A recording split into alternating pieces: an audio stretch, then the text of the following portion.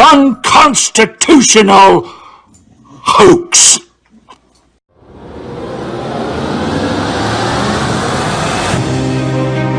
Do you remember when big tech called themselves the free speech platform and used slogans like "Don't be evil"? Fast forward a decade, and suddenly those platforms we loved for years have changed, and the promises they made at the start no longer apply. So what happened? How did we get here? Over the last decade, these companies have quietly moved their corporate headquarters outside the US to EU tax havens. The big change? Well, big tech is now governed under UN law. In simple terms, US free speech laws no longer apply to these platforms. What started as free speech for all is now regulated speech to some. We believe you, the people, not big tech, are the best judge of what you want to watch, read, and hear. We are content creators. We understand that a creator's ability to make a living should not be infringed upon. We created Zap Media with you in mind, a free market, next-gen media platform that believes in protecting your speech rights and, equally as important, your privacy, including IP theft and data mining. By removing the threat of censorship and freeing the market, content creators have a home base to build their platforms and grow their brands. The Zap Media community are brand ambassadors, coalescing behind publishers, subscribers, and advertisers alike. This is the beginning of the next big wave in digital media. With an estimated 225 million video-on-demand users expected by 2022, Zap is poised, with your help, to fully launch before the end of 2019. We look forward to partnering with you.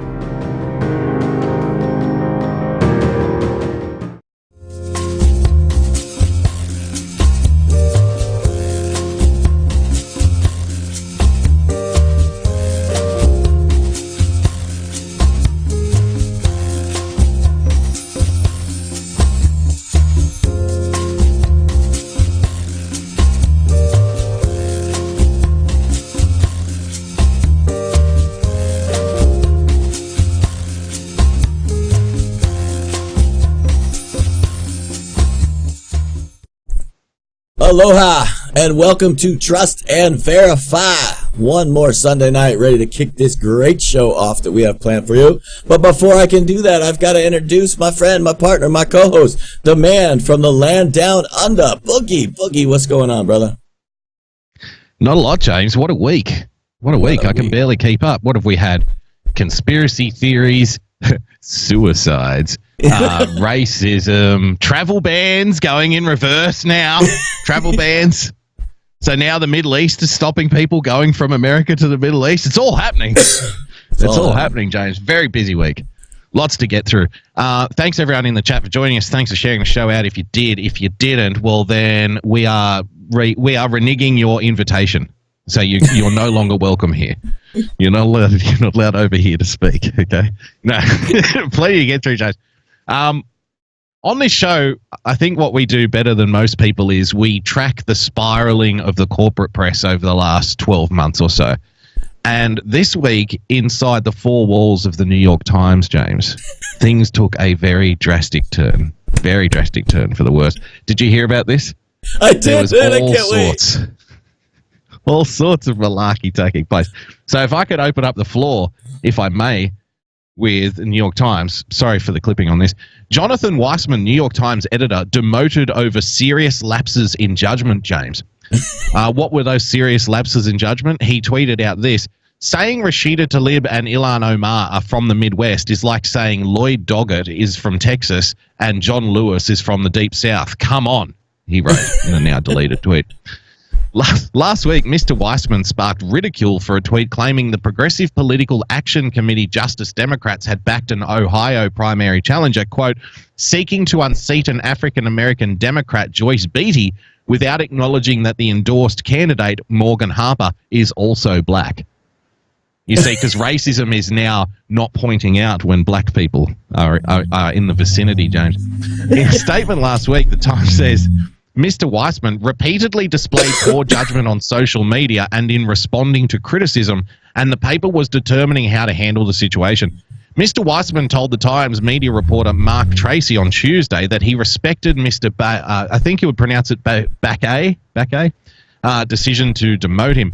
I accept Dean's judgment, Mr. Weissman said. I think he's right to do what he's doing. I embarrassed the newspaper and he had to act. So this then started off a... When you're such a liberal cuck that you literally will say, I accept my demotion. I accept my demotion for doing nothing wrong because it's not up to social justice standards. You have gone and you've done more than jump the shark. You might have jumped the ocean at this point. I mean, it's insanity. Oh my Lord. If you think that's good, wait till you get to the hammering tonight. It's going to be something completely different. Tonight, what I have for you for the hammering, I'm just going to tease it up a little bit. Even CNN looks on in disbelief at the person that they're interviewing in regards to how far social justice has gone. Like, even the host of CNN is sitting there going, I can't believe that I'm fucking watching this. This is insane. That's when you know the shark has been jumped, my friend, and not before.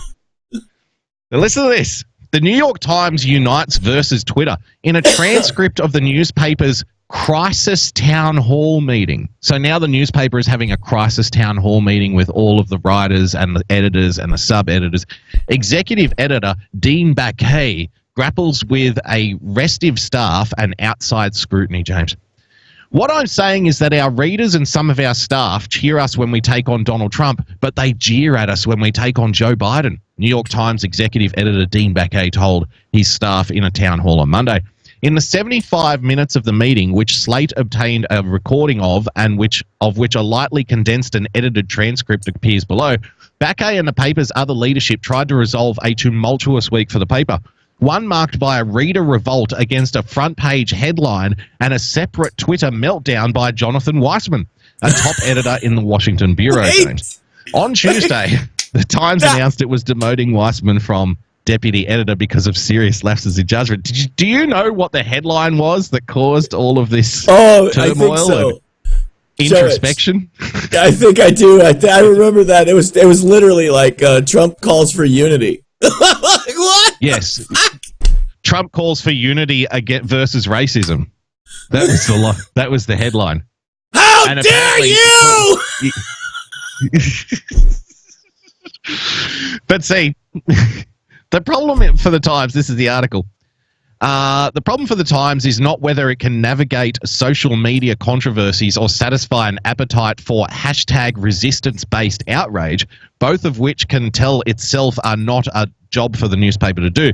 It's whether it has the tools to make sense of the world. On this, remember, this is in Slate. This is written in Slate. On this point, Baquet was not reassuring or convincing, James, because he's not social justice enough. Staffers repeatedly asked Baquet about the paper's reluctance to use the word racist. They don't use racist often enough, you see. In part because his explanations seemed inconsistent. Calling it a bizarre litmus test, Baquet argued it was more powerful to avoid directly using the label.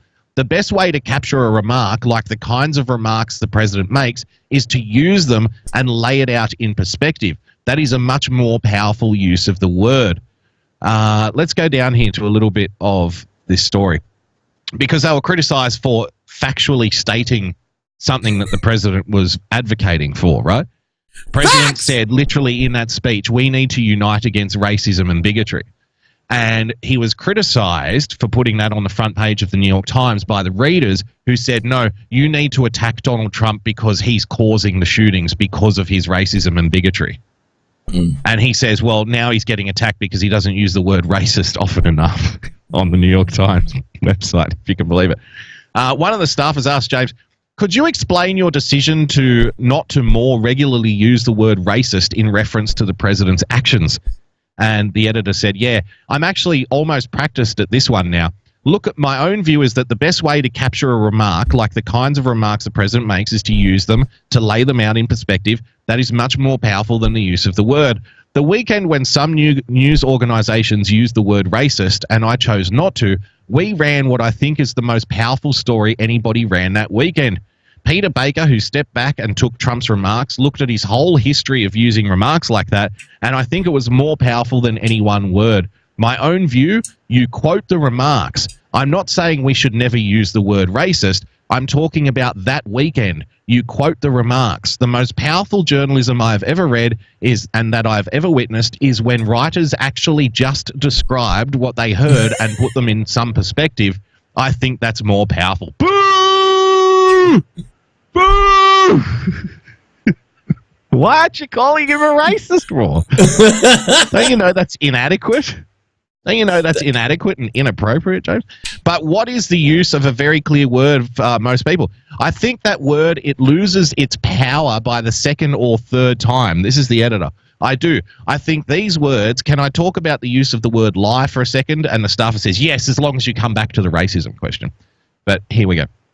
I think it's a bizarre sort of litmus test that has been created.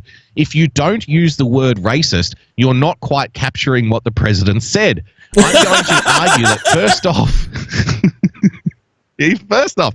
if you go back and look what Baker wrote, blah, blah, blah, blah, blah, saying that the town wasn't racist, saying that everybody lived peacefully in the town, and he was saying that a much older black man walked by and a guy called him boy. That is 20 times more powerful by my lights than to use the word racist. If the lead of the story had have been Philadelphia, Mississippi is a racist town, it would have been true, but it wouldn't have been as powerful, see, because it's not about necessarily being truthful, James. It's about impact.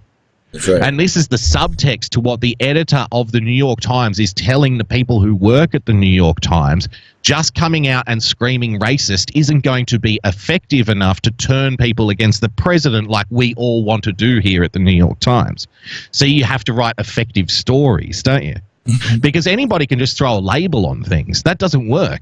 But if you can build a whole narrative, he's actually trying to explain to his staff how to build a narrative and how to be effective propagandists. Right? Yep. I mean, just reporting the facts isn't powerful enough, James. And it's about being powerful, not necessarily being factual. That's right. So I thought it was very interesting. It's kind of Joe Biden-esque. And you can read the whole meeting. I think it's Joe Biden-esque. Yeah, it's quite Joe Biden-esque. We choose truth over facts. Literally, that's what the editor is trying to tell his young staff there, is that you don't have to call somebody a racist. You have to tell a story about how they're a racist around the facts. It's more powerful and more impactful. Exactly. The exact same shit we've been telling everybody forever is that, look, these guys don't give a shit about the facts. I hope you have more in the stack, because the New York Times has gone completely batshit. I mean, like, just completely lost their fucking minds on the in fact, I don't have the clip, actually. Actually, I might. Do I have the clip? I don't know. The president was talking about this even again, about the fact that the New York Times literally is like, there's an audio now of the editor telling the people in the New York Times that we're going to move away from the fake Russia shit, and now we're going to focus completely on the racist stuff. Like, so this is like the example right here. The story you just said is that they already told their staff this is the direction we're going, so now they're going to ramp this racist stuff up. But the editors are now trying to teach them, look, you don't have to use the word racist. You have to put everything into context of racism. That's right, 100%. He talks about how a lot of people thought Mueller was going to be the end of it, and then Mueller wasn't the end of it, and then so we had to find a way to pivot to something else, and we pivoted to racism, but we can't just come out and use the word racist, because if we use it too often, it loses its impact. So we need to come up with a whole story to go along with. While you're looking for that clip, if you want to talk about misreporting, I'm just going to jump to another topic here. James, the evidence is in. Everybody, put down your Twitter accounts. Everybody, put down your tinfoil hats. It's okay. We have all the evidence. The autopsy results are in, James. Jeffrey Epstein, nothing to see here. Nothing to see here. There was absolutely nothing going on with Jeffrey Epstein, James. Jeffrey Epstein autopsy results show he hanged himself in suicide. Okay? Done. Done. What more do you need to know? What more do you need to know? The New York City Chief Medical Examiner's determination refutes conspiracy theories that he may have been murdered. Well, does it really? The New York City Medical Examiner said on Friday that Jeffrey Epstein's death in a federal jail cell was a suicide, confirming he had hanged himself. Mr. Epstein's death set off a wave of unfounded conspiracy theories, James, as people speculated online without evidence, with no evidence, mind you. There was no evidence. No evidence whatsoever that he might have been killed to keep him from providing information to prosecutors about others in his social circle, including President Trump and former President Bill Clinton and Prince Andrew of Britain. But President Trump is the first name that's mentioned. President Trump is the first cab off the rank. But the chief medical examiner in New York City, Dr. Barbara Sampson, ruled out foul play. She released a terse statement saying that after an autopsy and a careful review of all investigative information, James, she had determined the cause of Mr. Epstein's death was hanging and the manner was suicide. Three of Mr. Epstein's lawyers, Martin G. Weinberg, Reed Weingarten, and Michael Miller, challenged the findings and vowed to conduct their own investigation, James. See, this is going to be the best part about all this for me. The best part for me is when Jeffrey Epstein's lawyers are going to challenge what happened to him in prison, and they're going to sue the city of New York for not providing the proper care, and they're going to say, you know, my client was always saying that he was innocent. My client always said that he was innocent, and due to the malfeasance of the city of New York, he has been denied his opportunity to argue his innocence in court. And we, the estate of Jeffrey Epstein, an innocent man who was allowed to kill himself in prison, we demand $150 million in damages. If that happens, James, my theory is if that happens, there are going to be a whole bunch of people who have Twitter accounts right now who say, okay, that's it. I'm done. I'm checking out of Twitter. I'm getting out of politics. Because that's when you know that Clown World will be complete. Then we'll all be under the tent of Clown World when that happens. And I'm not writing it off. It could happen. I think it will happen. I actually think it's already happening, to be honest with you. I think that they've already announced they plan on suing the city of New York because these guys the three, in fact I think it's actually, I can even name it, I think it's 3 lawyers, and that they've already announced intentions to file a lawsuit against the federal correction facility for allowing it to happen. Yep. Well, because you got to provide proper care. Yeah, they also care to people. They also already said they absolutely. I think you just read it. They plan to challenge the findings, and they're not alone. I played last night on Ladies of Liberty the clip. I think last night. Man, my brain is fried. Yeah, Judge Janine. Judge Janine had on the coroner for 20 years from Allegheny, from the county of Allegheny, literally on there saying that everything that the press is reporting is it's ludicrous. Literally saying it's ludicrous that the hyoid bone could not have been snapped from this action that they're describing. That it's highly. Of course, he's a coroner, so he used words like highly unlikely, things like that. Yeah. You know, and it was really fascinating that people want to call us conspiracy theorists, but literally you have actual medical examiners saying this didn't happen. And this isn't just like a little guy either. He literally has personally been responsible for over 60,000 autopsies. 60,000 in his career. So he knows what he's talking about. So, yeah, it's going to be very interesting. Then, yeah, a little bit of I just wonder, though, so people say, well, the investigations are going to continue, but the problem is once the coroner hands down the finding, the investigation changes, see, because then you have to actually argue a case in court to say that the coroner is wrong, and that's much more difficult to do, right? Right. Because the coroner's report will be used in a court case should one ever take place. So instead of like an open investigation as to was it murder or was it suicide, you now have to prove that it's murder, and the amount of evidence that you need changes vastly. It's vastly different to like an open-ended question, right? There's 2 things here that could happen. You're absolutely 100% right. There's 2 things that can happen. Number 1 is that they have to do what you just said, which is provide tantamount, like provable evidence to take to the coroner beyond reasonable doubt.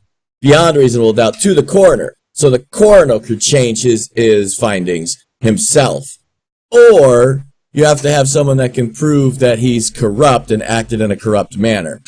And both of those things set the bar much higher than in normal circumstances. Absolutely. Correct.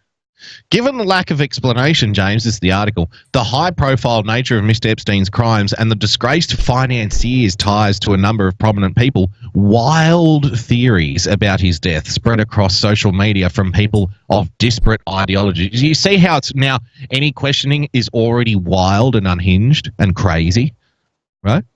Wild theories, James, like, hey, it's pretty rare for this particular neck bone to break if you try to slowly choke yourself on your knees in a prison cell. Whoa, slow down there, Alex Jones. Let's not get all conspiratorial on the interwebs, huh? Look at this fucking crazy guy over here, huh? Look at him pushing his conspiracy theories. The funny thing I've noticed, James, is that people are now already accepting the story that, guards were asleep, the cameras were off. Well, and people say, well, sometimes these things happen. Sometimes, the poor guards, they were overworked. I've had a little nap at work myself from time to time. Yeah, cameras malfunction. So we're already being driven down the highway towards, the wanted outcome of all of this, which is there's going to be a story with very little evidence supporting it and very little factual information, and everything outside that bubble will just be cast in the realm of conspiracy. Legitimate questions will be cast into the realm of conspiracy, James. And I don't want to make anyone, alarmed or anything, but various social media companies like YouTube, for example, have already changed their terms of service as of around 3 or 4 months ago. I reported on my show, The Daily Boogie, when the cathedral in Paris was burning, James, before there was even an official story. Like, they haven't even done an investigation yet. People were just putting their theory on the internet as to how the fire started. They were being ripped down because they were pushing, quote, conspiracy theory. Right. You see. And now pushing disinformation and conspiracy theory now falls into the realm of fake news. And if you push, quote unquote, fake news, you will be viciously removed from platforms like Facebook, YouTube, Twitter, and so on. So you can see what's happening here, right? Right. I mean, you don't have to be an idiot. Dr. Sampson, the medical examiner, said on Sunday night that her office had conducted an autopsy of Mr. Epstein, but declined to release a determination about the cause of death. A city official said at the time that she wanted more information from law enforcement before releasing her determination. Why would that be the case? What does that even mean? Why, if you've got one guy in a cell, and if her job is to examine just the evidence, like the physical evidence of what may have caused Jeffrey Epstein's death, James, why does she need more information from law enforcement? What can the New York City police tell her that she can't figure out for herself? Well, there actually is. So for example, if he had bruising of his knees, right? She can't determine necessarily what caused that bruising without somebody investigating what caused that bruising. So, for example, they're saying that Jeffrey Epstein essentially was found in a kneeling position, kneeling into the strangulation. If he did it that way, as described, all of these other evidence, the hyoid bone being broken, were his kneecaps broken, the fact that how could his hyoid have been broken from only this much pressure? It's like impossible. Even if that was hanging dead weight, even if it was 300 pounds, because of the type of where the hyoid bone is, I don't know if you can see sideways, but see my chin here, when you wrap it, the hyoid is up under here. So to get up under there, that's why it's more caused by this motion of strangulation, because you have to get in to get to it. So she's trying to find those facts. Now, if the cops tell her, well, we found the rope was actually tied to the ceiling and he had 6 feet to drop, then she would redo the calculation on, well, then it's possible that it could have snapped. So that's why they need more input from that, because they're not actual, cops. They're not actual investigators, but they have to try to figure out what the facts are and match them with the evidence. And so there are legit reasons for it. Yeah. Okay, that's fair. here's something that I found interesting, and I covered on my show, I think, on Wednesday, James, when I went over an MSNBC clip, which was basically asking its audience to engage in the promotion of conspiracy theory. The way that the clip was presented, it had spooky piano music playing in the background. It was called The Mystery of Jeffrey Epstein Deepens, right? And they were openly suggesting that there are a lot of irregularities and people should, be concerned that they aren't getting the truthful story, right? Listen to this. I put it to the audience, are we being set up here? Look, on Thursday, an article in the Washington Post fueled further speculation when it reported that Mr. Epstein's autopsy showed that he had a broken hyoid bone and could have been the sign of strangulation as well as suicide by hanging. Now, why would the Washington Post, of all places, James, fuel conspiracy theory speculation? Yeah. What is it for these corporate mainstream media outlets? Why is it in their interest, James, to get us talking about possible conspiracy theories, right? Right.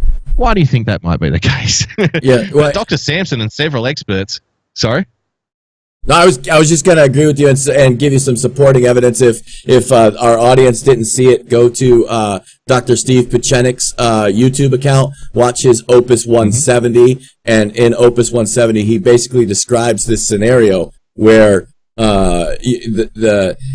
basically what it is. There's an actual term for it which escapes my mind right now, but basically what it is that they're saying they know it's a ridiculous conspiracy theory and they don't care. They're just going to throw it out there and let you guys spin with it because it's like saying you can't do shit about it anyways. So we'll just put up a bunch of cloud around it and then nobody will know what to do, and the media is going to support the official conclusions by the coroner. It's going to be very similar, I think, unless somehow Bill Barr is able to come really through on this with the IG, which is, it's highly unlikely. I'm saying this right now. It's highly unlikely. But unless they do come through on this is going to be another JFK conspiracy thing that's going to last for a very long time in our society, because there's so much other things that are going on that have been consistent, including, quote unquote, the Clinton body count. I mean, let's face it. I mean, we have to put out disclaimers that say, I don't know anything. Clintons, in case you're watching this program right now, we don't know anything about you. I've never heard your name before. I don't know nothing. I know nothing. I got no evidence. Don't tell me if they caught a cold. I don't want to fucking know shit about them. But that's the point, is that's why this is going to last for a pretty long time, in my opinion, in this conspiracy area, because look, we believe it's not conspiracy theory. There's just too many quote unquote coincidences that you're like, what? This can't fucking happen. The things we're being told cannot be fucking true. And so it just boggles the mind that if they get away with it. So we'll see. It's going to be very interesting, though. Well, I know you're Mr. Positivity, James, and you're the positive guy, and you like to keep people off the ledge. Allow me just to push them right to the edge again. You say, well, William Barr's going to have to really come through. Unless he really comes through on this, and the conspiracy talk is going to keep going. I've got news for you. Even if he really does come through with it, the conspiracy talk is going to keep on going, James. Like, you realize that, right? Jeffrey Epstein and the way that it happened and who the guy is and all of the news surrounding it, the last thing that's going to prove people wrong is a big, fat government document with an official stamp on it. Because that's going to be enough to say, for people to turn around and say, oh, well, now I know it's all bullshit because William Barr stamped it, because it came out of the Trump administration, right? There's going to be a whole bunch of people that do that. And then somebody else from the other side is going to do their own investigation. And they're going to come back and say, hey, it really was all suicide. Look at all the evidence I have here. We are so bombarded. We are swimming in a world of information apocalypse now. And we are bombarded constantly with new info, false info, manipulated info, molded, massaged info, half-truths, full truth, no truth, that it doesn't matter what the story is, and it doesn't matter who puts the story out, there's going to be millions of people who just instantaneously dismiss it out of hand. So we will never be at a consensus point anymore when it comes to stories like this, because we've been too screwed for too long and people are way too cynical. And they'll just dismiss it due to whoever the source is. I want to bring up what you mentioned, James. And let's talk about Jeff Epstein's supposed suicide. Whether he committed suicide or he's dead or they took him out of jail is really not relevant. What happened today with Jeff Epstein is a travesty of justice and the law, but also of our intelligence system. Several weeks ago, on July 15, 16, I saw the story being developed where Epstein was decided that he was going to I haven't seen this yet, by the way. First time watching it. commit suicide, and he had a rope around his neck and had marks on his neck, and there was a member in his cell, which was absurd. Of course, Epstein was in his cell now by himself. His dynamic is such that he would never commit suicide. Did you hear about his ex-celly, by the way? Yeah. This guy, in fact, even Tartaglione? Tartaglione. He's literally. This is Judge Janine's own words. She was a prosecutor with this guy, and she actually said, "This is a guy well known for not being afraid to put his hands on anyone, and he's right now up for a quadruple murder." Now, this is a cop that is clearly the guy that, this is like your prototypical fucking Law and Order case where the bad cop is the guy that's killing everybody. I mean, and if you look at him, this guy is a roid rage freak. I mean, he has no neck at all to speak of, and he's completely ripped from from basically his ears to his fucking torso. I mean, you just look at the guy and you're like, holy fuck, dude. They let that guy be a cop? He was a standover man. He was a standover man with a badge. A standover man is basically a criminal who robs other criminals, right? Yeah. So he would go and rob drug dealers. He would shoot drug dealers and steal their drugs and sell it himself. Like he was a fucking bad hombre, to use the terms made famous by Donald Trump. But let's carry on. Suicide. He's too narcissistic, bombastic. I've treated guys like this. They don't commit suicide. What we do is we take them out. And remember what I said several months ago, he works for Mossad and the CIA. Why? Because he compromised so many political and economic figures that it was important for all of you to understand this wasn't just an individual. This is a system that we funded and that we've been an alliance to, the Mossad, and the Jewish Americans who are leading us.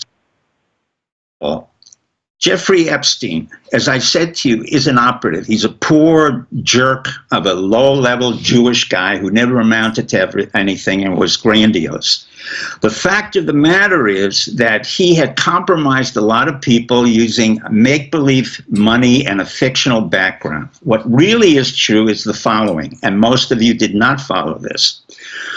2 days ago, a member of our military was appointed as Director of National Intelligence, McGuire, a Vice Admiral of Military Intelligence. Now, why is that important, and what does that have to do with pause Epstein? that real quick. Everybody wonders. The answer is... I want to make a point real quick. That's why I asked you to pause this. I want you to think also, there's a story. We'll rewind this a few seconds just so you can catch this. Okay, remember, Vice Admiral of the Navy appointed to national security.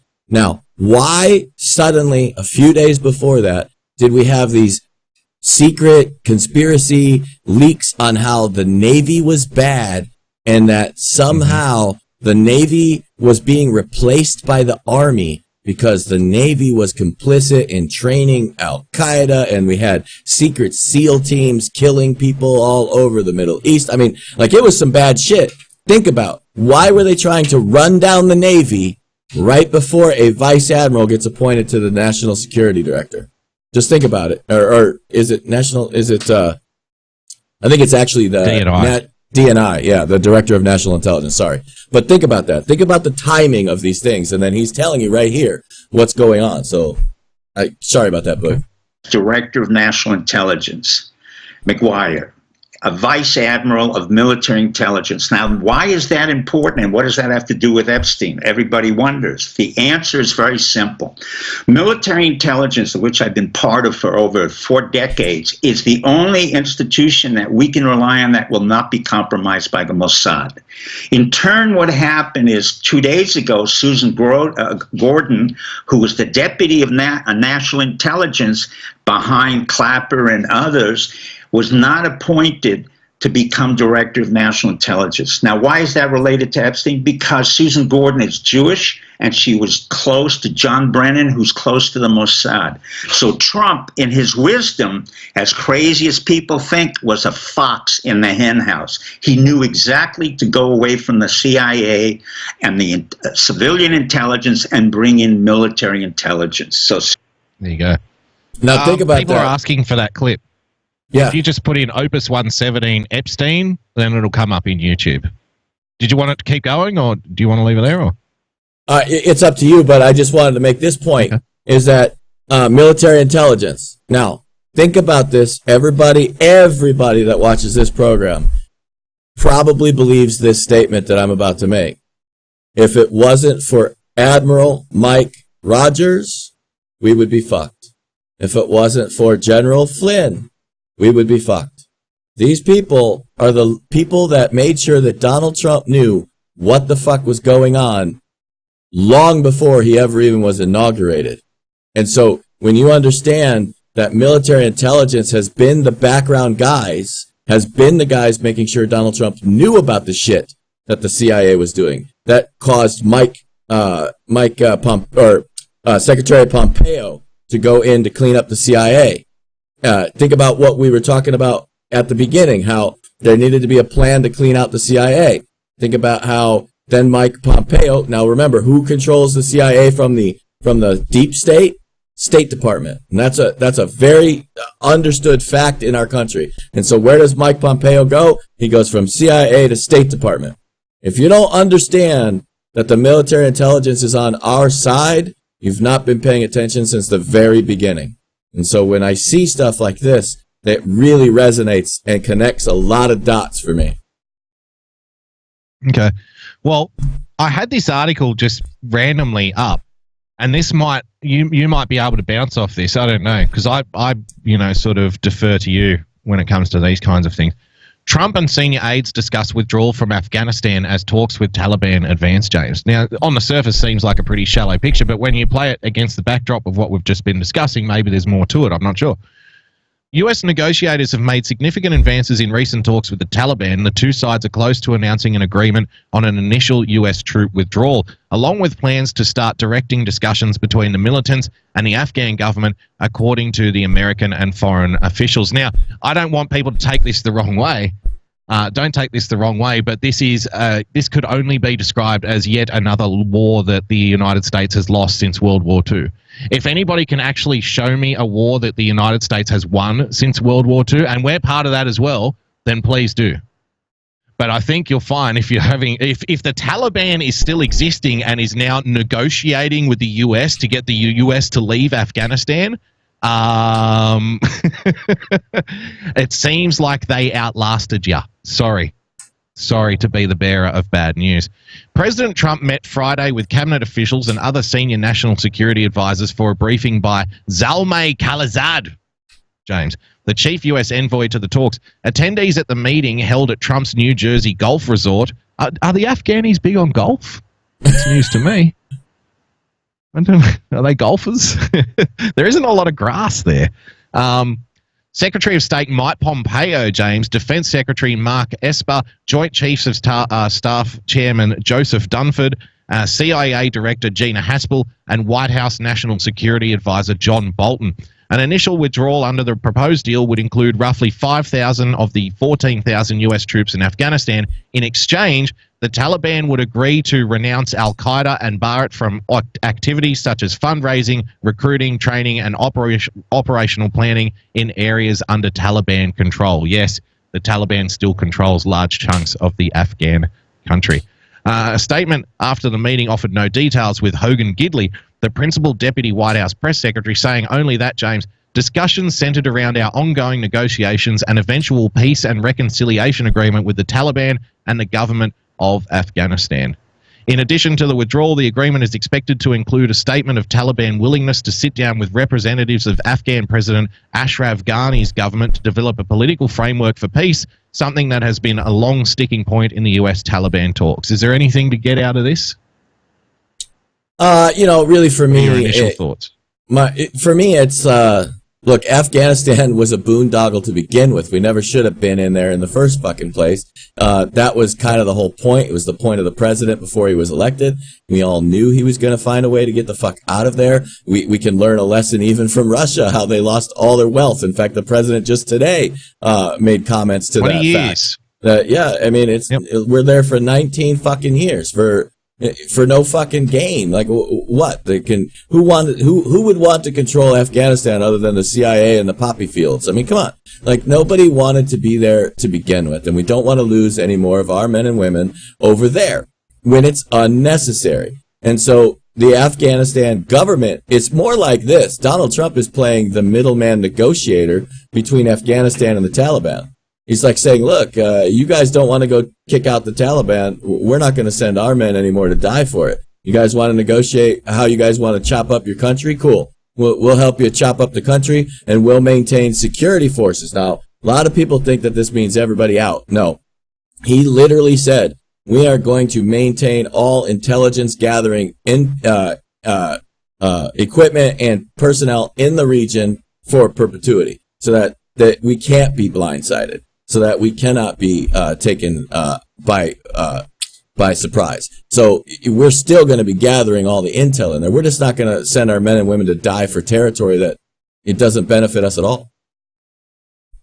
And I just wonder, too, what role India plays in this, because as we know, historically, the Taliban has been backed by Pakistan, and Pakistan recently was in a conflict with India over the long disputed area known as Kashmir. And we know that Modi is a big fan of Donald Trump, and they get on quite well. And Donald Trump supports Modi and India when it comes to Kashmir, right? Which the Pakistanis don't like very much. So I just wonder, how much involvement in Afghanistan in regards to the Taliban has to do with the Taliban, or does it have more to do with Pakistan, James? So I'm not sure. Pakistan for sure was. He was just talking about Pakistan. The Prime Minister of Pakistan was just here in Washington as well, talking to the President Trump. And President Trump said they have a great relationship. They're working on things. Pakistan is happy that he's putting the pressure on, and he explained the pressure again for all of the fucking lefties. He just got done saying, look, I just took away $1.6 billion from Pakistan in funding. I took it away. And guess what? Now they're playing nicer. Now they're trying to start to understand what the fuck is going on. And he's telling everybody, look, I just took away $500 million from these guys over here, and now we're getting things going the way that we want them to go. So he understands that this is a geopolitical problem where he's trying to do two things.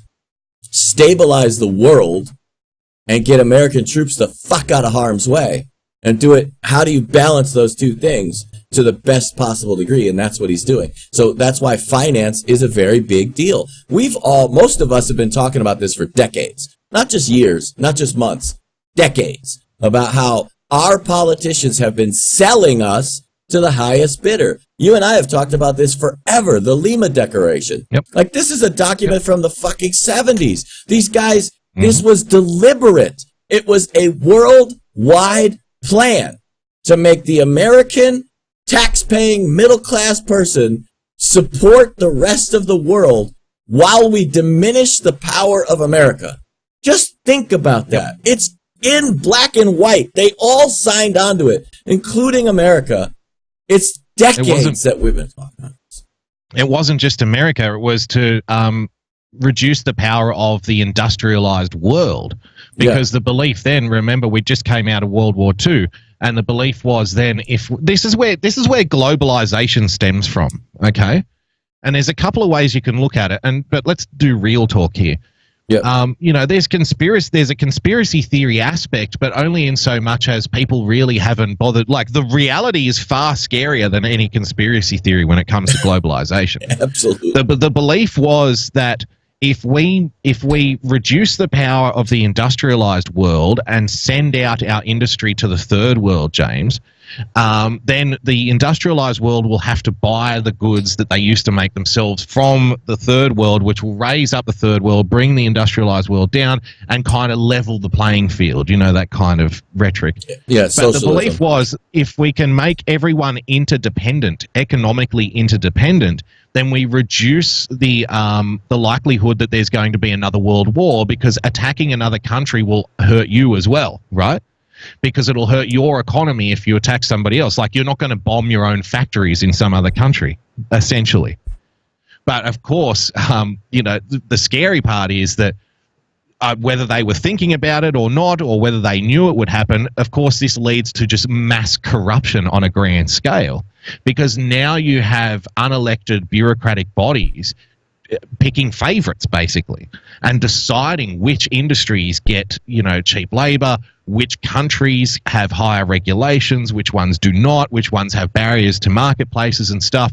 And of course, in the interim, it's the middle classes that suffer the most, right? That's why our standard of living has gone down while prices have gone up, and so on and so forth. And that's why that is essentially because you have to think in the 1970s, China was not an advanced economy. China was a third world country at that point, right? And they had been great in times previous, but I mean, how far back do you want to go?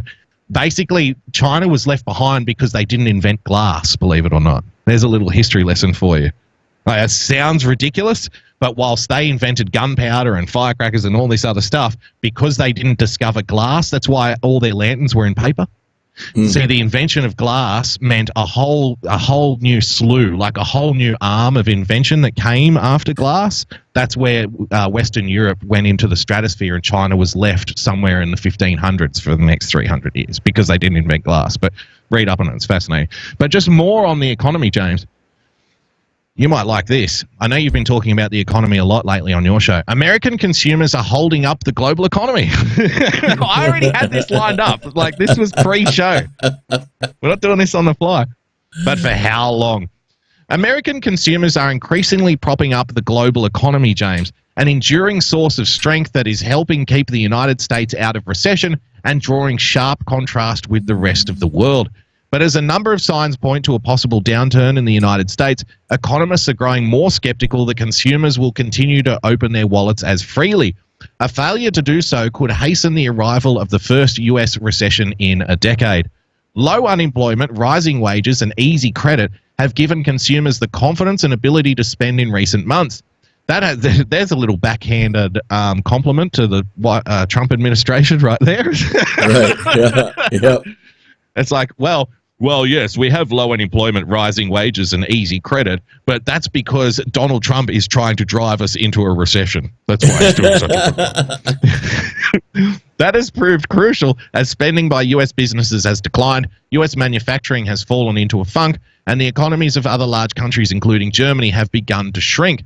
The strength of the consumer has convinced many business leaders that the U.S. economy won't go into recession anytime soon, James. However, and it is the basis for optimism at the White House that it will remain strong into the 2020 election.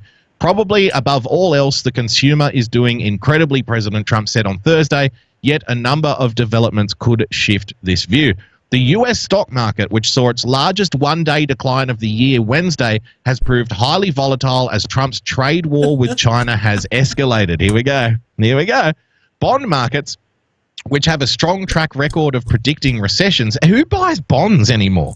Who's buying bonds these days? Honestly, really? Bonds? Yeah. Bonds are mostly bought by hedge funds and countries. Literally, that's what happens. Like, so let's say that Taiwan just now, the government itself had a bumper year of, like a crop, right? And so they've got good funds coming into their country. In order to protect against their own inflation, they will invest in U.S. Treasury bonds in order to take that money and put it in a U.S. dollar. And then when they need it, they'll cash out of the U.S. bond in order to use that money back as they need it. But this happens a lot, but it happens at that massive cash level. Normal humans like me and you that, don't make enough money to buy one bond, we're not going to be investing in bonds, It's a security. Sure. Yeah, so. I want to play this little clip here. Trump says China tariffs delayed for Christmas season, and I want somebody to come into the chat and argue that President Trump is not in control of the Chinese economy after hearing this clip. So we're doing this for Christmas season, just in case some of the tariffs would have an impact. Sorry about the sound quality, but the president does have an annoying habit to stand really close to rotor blades when he's doing these interviews. On U.S. customers, which so far they've had virtually none. The only impact has been that we've collected almost $60 billion from China, compliments of China. But just in case they might have an impact on people, what we've done is we've delayed it so that they won't be relevant for the Christmas shopping season. I just see where we've... So we've delayed the tariffs so they won't be relevant to the Christmas shopping season. Do you have anything to add on to this, James? You know, I do, but economic news. I absolutely do, but I think that there's nobody better to say what I'm going to say that I've said 1,000 times than the president himself. So I want to play the president that's going to explain to you exactly how I fucking talk about the economy for what, the last fucking 6 months. So I mean, like, I talk about this all the time. So there's nobody better than this clip right here. So let's go to the president saying what James R. would say about the economy. He's not standing next to a helicopter, Phil, is he? honestly, I'm prepared for no everything. helicopter. I don't think we're having a recession. We're doing tremendously well. Our consumers are rich. I gave a tremendous tax cut, and they're loaded up with money. They're buying. I saw the Walmart numbers. They were through the roof just 2 days ago. That's better than any poll. That's better than any economist. And most economists actually say, Phil, that we're not going to have a recession. Most of them are saying we're not going to have a recession. But the rest of the world is not doing well like we're doing. The rest of the world, if you look at Germany, if you look at European Union, frankly, look at the UK. I mean, look at a lot of countries that are not doing well. China's doing poorly. Parts of Asia are doing poorly. We are doing better than any country or even area anywhere in the world. We're doing great. And our consumer is really, really strong. And it looks like they're going to be for a long time. Also, when you go in and analyze the curve always means that about 2 years later, maybe you'll go in. That's a long time, 2 years. But I don't think so. Interest rates are low. I think I could be helped out by the Fed, but the Fed doesn't like helping me too much. But frankly, we have money that's pouring into our country because they want the security of the United States. We have. Now listen to this part, because this is exactly what James R. has been saying and just said. Just listen to this part when he starts talking about bonds. Yes, you will really understand right here. Billions and billions of dollars daily that's pouring in. We've never had anything like this because they want to come into the United States. That's a great thing. That means we can loan that money out. Mortgage rates are at an all-time low. Borrowing costs are at an all-time low. It's probably a great time. I told Secretary Mnuchin that this is a great time to refinance our bonds or some of our bonds. The money is pouring into the U.S. like never before and like no other country has ever experienced, including China money. China money, everybody, they're all coming into the U.S. So we've never had anything like it. I think our economy is very, very good. If it were to slow down, well, I'd be prepared for it. We can do a lot of things, but if it slowed down, it would be because I have to take on China and some other countries. Look, you have other countries that are just as bad as China the way they treat us. You take a look at what's happening with the European Union. They have barriers, they have tariffs. Take a look at I'm not going to mention all the countries because you'll be surprised. But we're treated very badly, a lot of them by our allies. We're treated very badly. When all of that normalizes, we've got a rocket ship. Our country is going to be stronger by far than ever before. If I wanted to make a bad deal and settle on China, the market would go up, but it wouldn't be the right thing to do. I'm just not ready to make a deal yet. China would like to make a deal. I'm not ready. And there you have it. There you have it.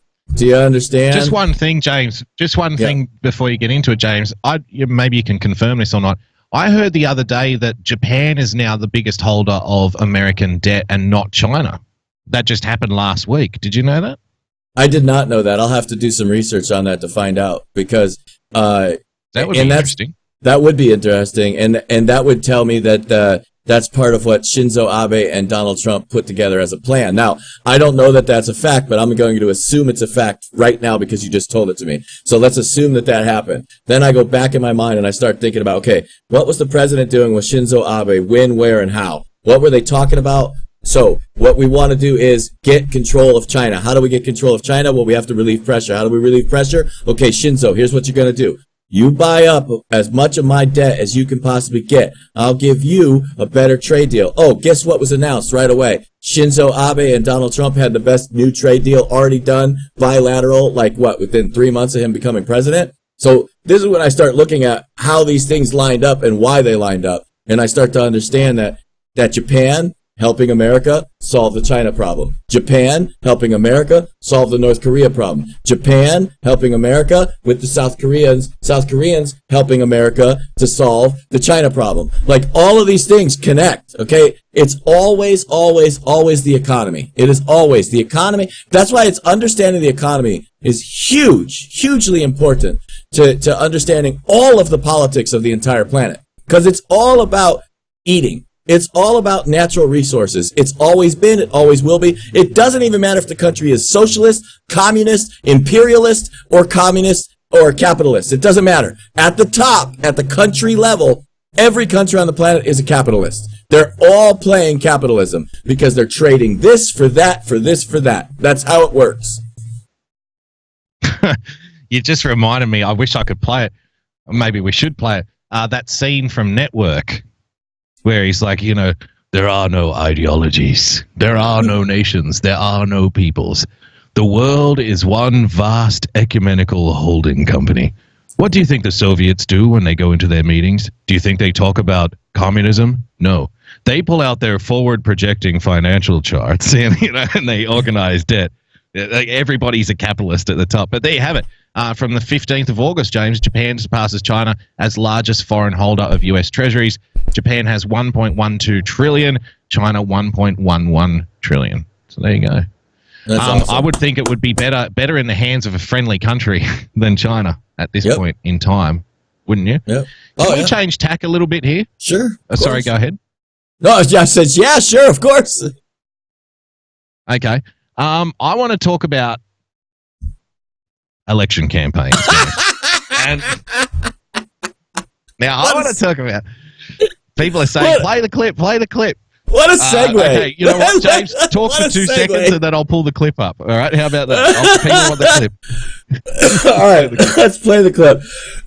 So, yeah, I look at this play right now with China, and I see that, look, we've been talking about this forever. We have to solve the China problem, and the president has been working on it. We have to control the debt. We already understand that China owns half of California. They own actual real estate in America. So how do you get that debt? Well, you start buying it on the open market, because that debt is almost always for sale on the markets. All these countries do this shit all the time. In fact, that's how some of the nefarious players have crashed foreign economies in the past. And in fact, the whole foundation of the EU stems from this thing. This very subject stems, the foundation of the EU was a manufactured crisis through Greece. Now, granted, the Grecian people fucked themselves because they want to take 2 months off a year paid vacation, but at the same time, they Retired 50. Yeah, retired 50. I mean, it was 6-hour work days. I mean, the things they were trying to do in that country were ridiculous. But the actual fact of the matter and how they even formed the EU was the fact that the people were destabilizing foreign currency. They were destabilizing Greece. They were destabilizing France. They were making things very shaky. And so you didn't know from day to day what the trade value was versus the English pound versus the Swiss franc versus the, whatever the hell the currency was in France, which, the franc. But, there you go. Okay. So the backdrop to this, since we're sidetracked, who gives a fuck? And then we'll get in. I'm sure everybody's on the edge of their seat to get to Beto O'Rourke. Don't worry, trust me, we'll get to Beto, your man Beto. The backdrop to this is, if you haven't seen the movie, it's been out for a long time, so I would say, what the fuck you been doing with yourself? But secondly, so the protagonist in this movie is a news guy who basically goes over the edge. He has a falling down moment and he snaps and he's had enough, and he uses his television show, his news show, as a platform to sort of air all the things he doesn't like about the world, and he ruins a business deal for somebody who runs his network, right? So, and this is there. Then he gets a dressing down by his superior.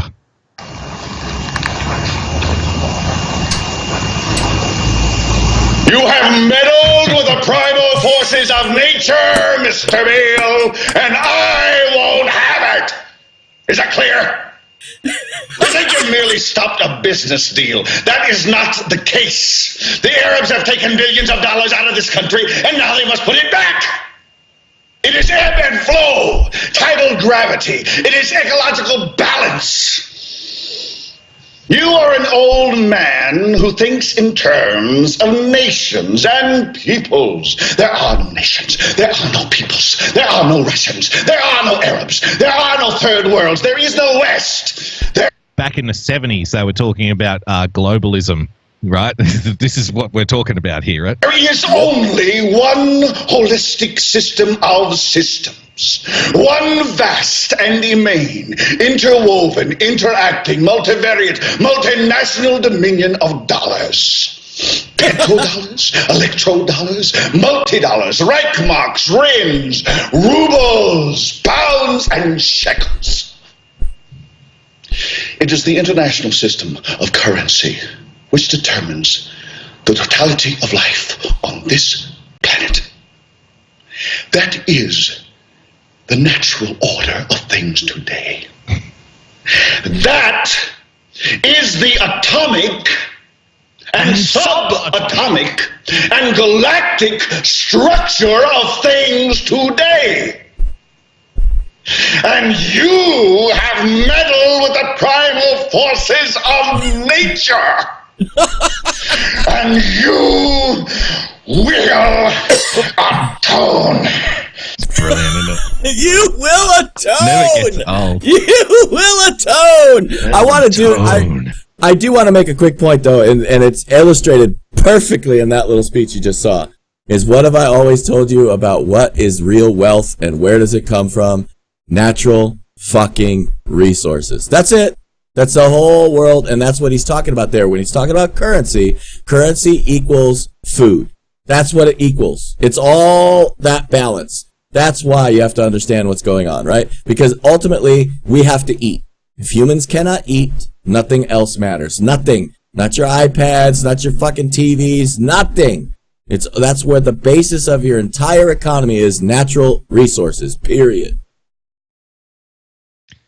Speaking of campaigns, James, not that you were, but I'm going to say it anyway, just in case people have just tuned in at that split second and don't know what the fuck's going on. Speaking of campaigns, it's really bad to use tragedies in politics, James. You know, it's really bad to do that, right? Really bad. See, only Donald Trump and the Republicans would do something like that, wouldn't they? Only Donald Trump and the Republicans would take a tragedy, James, and try to make it, turn it into some kind of political victory. This clip is called, literally from the ABC, Beto O'Rourke relaunches campaign in the wake of El Paso shooting. Because it's really bad to try and make political mileage off the back of a tragedy, but I want to play a couple of minutes of this and get your thoughts. After this horrific tragedy on August 3rd, where 22 lives were taken from us, dozens more injured and still grieving, many still... And I want you to key up the mental institution part, the clip that you've got there as well. At Del Sol and University Medical Center, not yet through the woods, but being pulled through by their families and their friends and this community. What? The way that we have met this tragedy. Though we were targeted because we are a community of immigrants, right? Because we're a community that's 85% Mexican American. 85%. Though they tried to define us by our differences, I think we showed. Didn't you just do that? Exactly. I think that's what he just did. Didn't he just do that? Define them by their ethnicity? They try to define us by our ethnicity, but this 85% Mexican American community won't stand for it. How strong we are, and I hope gave an example to the rest of the country about who we can become as America. Okay. That in a country that has... Mexican. Is that what he's saying? Yeah. All of America should be 85% Mexican. That's right. 320 million people. But 390 million firearms. Good job, America. We have too many guns. Good job, America. Too many people who own them and use them and threaten us with them now. Whoa. For the good of this country. Oh. For the good of the 40,000 of our fellow Americans, our fellow human beings who will lose their lives to gun violence this year and every year going forward. What the fuck is he talking about? Most of them suicides, by the way. Change course. Oh, and I see more clearly than I ever have. that not only do we need They say gun violence because you can't say shootings. Yeah, I was trying to figure out where the fuck he could have possibly compiled a number like 40,000 fucking gun violence. Yeah. The overwhelming majority of those will be suicides, but that counts as gun violence. I mean, it's a violent act with a gun, so that's how they get around it, right? I bet you universal background checks. Sorry? I bet you that also includes every single justifiable homicide as well. Probably. Oh, yeah. Yeah. Not only do See, what I want is the police to walk around with a rolling pin like they're a grandmother, and smack you on the back of the legs with a rolling pin while they're baking bread for the family. Oh, you mean like England? You mean like Jug England? cord. Yeah, spatula. Give all the cops spatulas. Get over here, you little bastard. we need red flag laws that would stop somebody when they pose a danger to Somebody else in favor of red flag laws. Beto O'Rourke, ladies and gentlemen. themselves or someone else. Not only do we need to end the sale Here we go. of assault weapons and weapons of war that were designed for the battlefield and have no place in our communities. Actually, I We don't know they must, do. as a country, buy those weapons.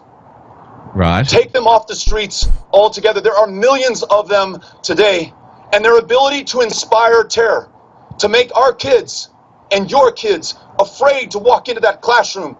He's getting right into it. He's getting to the precipice, James. This is where it all culminates into the epic takedown that you know it was going to be. At Mesita or El Paso High, because we know as a country we've accepted the murder of 6- and 7-year-old children where they sat at school. We've accepted high school students being hunted down in the halls of these institutions like El Paso High, right behind me.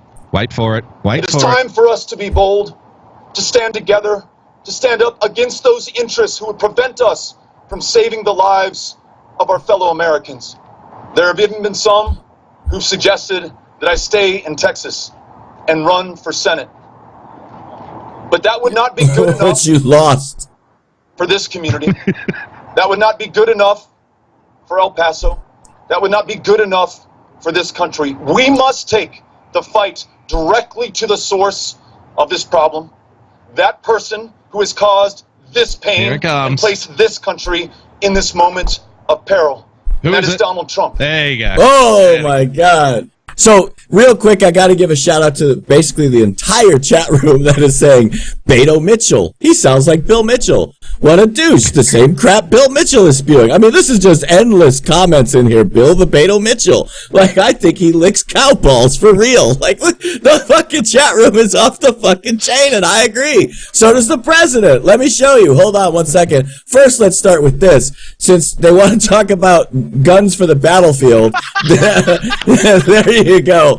Liberals say the Second Amendment doesn't apply to modern firearms. So here you go. I'll just fill all my windows with fucking cannon. That's good. I like that. Here's actually what the president had to say, though. So Congress is working on that. They have bipartisan committees working on background checks and various other things, and we'll see. I don't want people to forget that this is a mental health problem. I don't want them to forget that, because it is. It's a mental health problem. And as I say, and I said the other night in New Hampshire, we had an incredible evening. I said, it's the people that pull the trigger. It's not the gun that pulls the trigger. So we have a very, very big mental health problem. And Congress is working on various things, and I'll be looking at it. We're very much involved. We're very much involved in looking at what they're studying. The Dayton shooter had a 100-round capacity magazine. Do you support ban?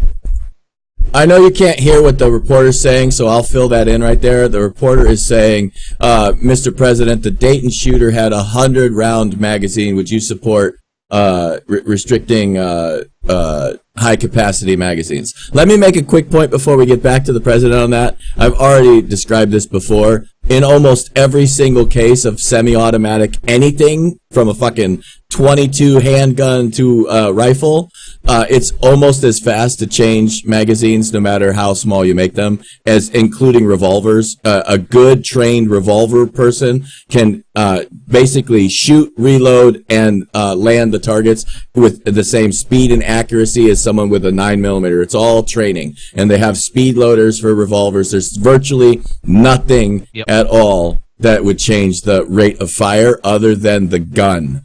So this is all just a bunch of horse shit. But here's the president. High-capacity magazine. Well, we're going to look at a whole list of things, and I'll make a determination then. But I will say Congress is now, as you know, meeting in a bipartisan way. We'll see what happens.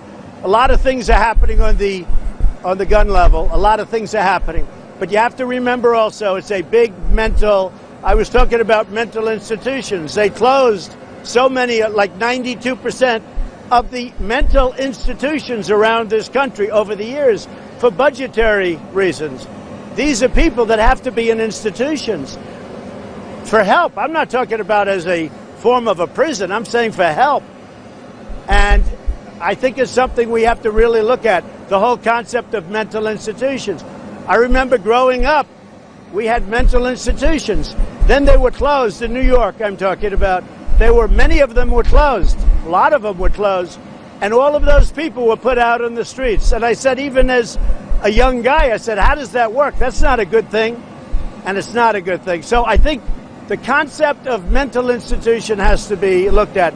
Unrelated to that, I believe that the concept also of voter identification has to be looked at. Because you can't have great security for the voter. People that vote, you can't have that national security unless you're going to have voter identification. It's something people have to look at very strongly. Jonathan?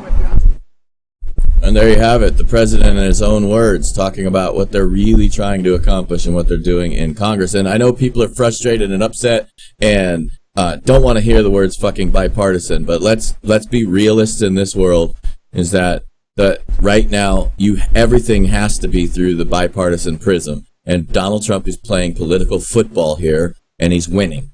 That's what you have to remember, is that they're trying very hard to force his hand, and he's still going to protect that Second Amendment. He went on further to say some more stuff later, but I think that sums up what the point we were trying to make, is that the real issue here is fixing society as a whole, not one aspect, and that's what the president's going for. And you and I both know that there's almost zero chance that Congress is going to come up with a bill that both sides are going to agree to, especially since the starting point for Lindsey Graham in the Senate was rapid due process. It was proper predicated due process to remove anybody's guns. In other words, it was 100% coming from the standpoint of the Second Amendment. And Chuck Schumer himself came out immediately and told you, the Republicans aren't serious. They want to do fucking due process. Like, that's literally what he said. He's like, fuck due process.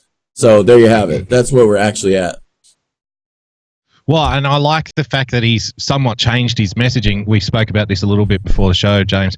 I like the fact that he's changed his messaging somewhat and perhaps stepped back a little bit from, we need the NSA and the CIA working with social media companies to identify people who could be at risk in the future and have them committed to mental institutions against their will before they commit any crime, because that would be a definite no vote winner. As far as I'm concerned, Yeah. He may want to be I'm appreciative. I'm appreciative of the fact that he is perhaps articulating that a little more clearly, because when it comes to internet freedom, the last thing we want is the NSA and the CIA flagging people for salty memes and saying that they're mentally insane. But speaking of insanity, James, the president might want to rethink even opening up the mental institutions, because he might be patient zero, according to Salon. Psychoanalyst Justin Frank on why Trump hates reality and must be quarantined. Holy shit. President Trump needs to be quarantined, James. Donald Trump is a living, breathing national emergency. Our president we haven't done Salon in a couple of weeks, have we? So it's good to get back to what makes sense. Our president has repeatedly encouraged violence against his perceived enemies, and at least some of his supporters are following his lead. These are not isolated incidents. There are dozens of court cases where Donald Trump has been cited for inspiring acts of violence and other crimes. There are also the most odious examples, such as the recent white supremacist terror attack in El Paso, in which the alleged mass murderer wrote an online manifesto that almost verbatim channeled Trump's threatening rhetoric towards non-white people. Because you see, before Donald Trump arrived on the scene, James, everybody was getting on swimmingly, as far as I know. You know, I mean, in the Barack Obama era, it was like the Rainbow Nation in the United States. Yeah. Everybody was holding hands and getting on well and having tea and cake on street corners. Everybody was loving it. That was, of course, not in the cities where race riots were taking place and the cities were being burnt down like Ferguson. In response to the white supremacist terror attack in El Paso, James, and other mass shootings at the same time in Dayton, Ohio, Trump specifically avoided a message of healing in a country reeling from multiple mass murders. Well, he did only for a second, though, if you read the New York Times, because he urged for unity versus racism, and the New York Times went back and changed that headline, you see, because being accurate isn't powerful enough. If you miss the start of the show, that won't make any sense to you. Instead, Trump participated in ghoulish photo ops at hospitals where the dying and injured were cared for after these incidents, James. Incapable of grace or dignity, Donald Trump lashed out at his political opponents. He even insulted the Republican mayor of El Paso during his visit to that city, calling him a rhino because he dared push back against Trump's disparaging comments about the city. Donald Trump has publicly lied more than 12,000 times.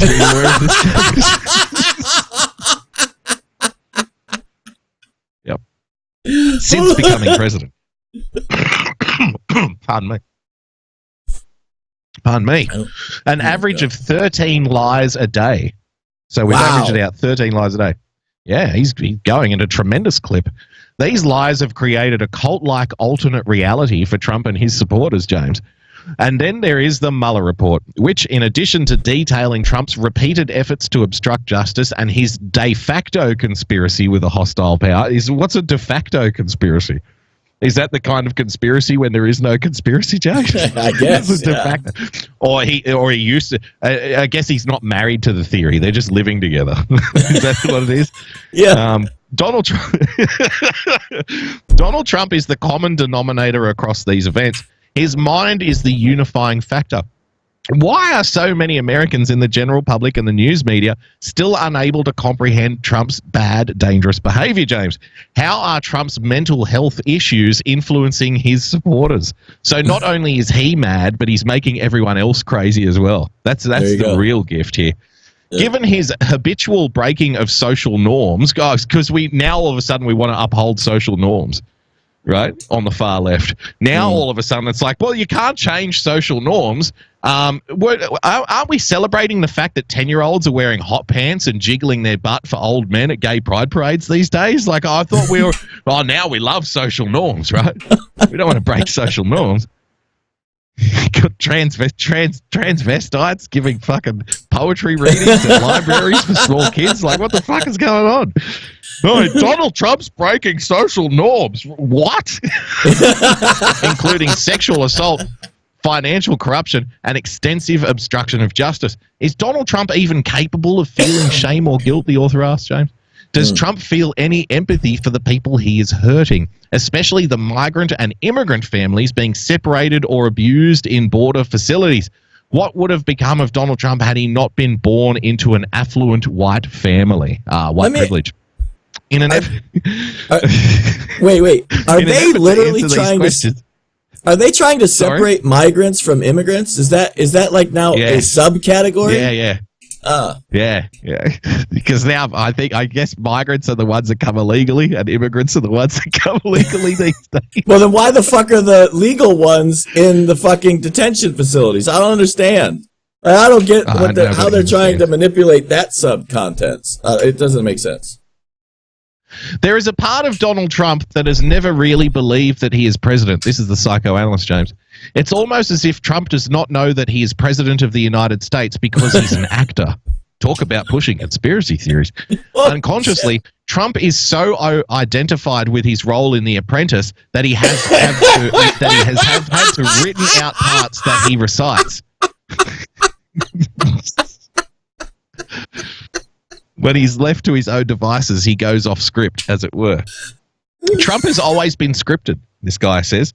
This guy, whoever he is, some random psychoanalyst. The people who worked with him on The Apprentice were always very disturbed by Trump's behavior because he would always go off script. Very disturbing individual. It's very disturbing, man. Trump is against any kind of rules or regulation, James. He sees everything as a kind of psychological straitjacket. For example, when he was reading his statement about condemning racism, he acted like a prisoner, a hostage. But in reality, Donald Trump is a prisoner on an unconscious level of his father. So I knew it would get into Freudian shit. I knew it would get... For some reason, it always gets back to Freud. All roads lead back to Freud. I suspect if we continue reading this article, they're going to say that he secretly wants to have sex with his mother. I think that's what they're going to get at here. Trump's father insisted that he had to behave a certain way. When Trump was a juvenile, because we don't even like that anymore these days with the kids, do we? Just let them run free and wild and naked in the streets. That's why 5-year-olds can have transgender surgery now, is exactly what they're describing. Exactly. Jesus. Hormone replacement. Yeah. When Trump was a juvenile delinquent and his father discovered it, he was sent away, James. The only other person around who knows about his delinquency, at least in Trump's mind, is special counsel Robert Mueller. What the fuck? I don't know, mate. I don't know what these fucking people are getting at anymore. I just don't. I just don't get it. One more question here. How hard is it for Donald Trump to simply do what is expected after these horrible events? That is to lay low for a few days before re-emerging and going back to his regular behavior.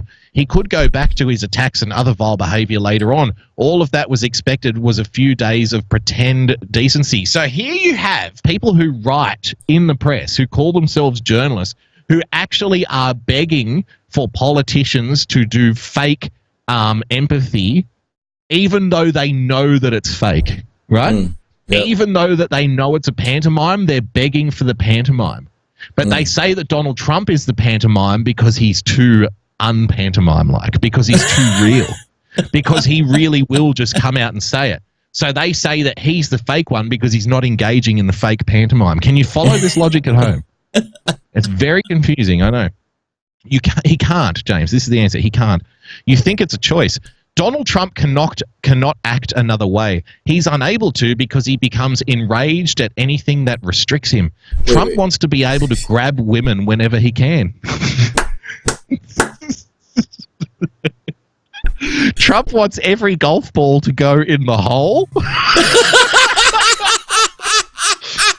And if it doesn't, James, he'll just cheat. So now we're accusing Donald Trump of cheating on the golf course as well. He wants everything his way. Donald Trump probably has the lowest frustration tolerance of any president I have ever witnessed. Look at what Trump did when he went to El Paso and Dayton. He was attacking his enemies there too.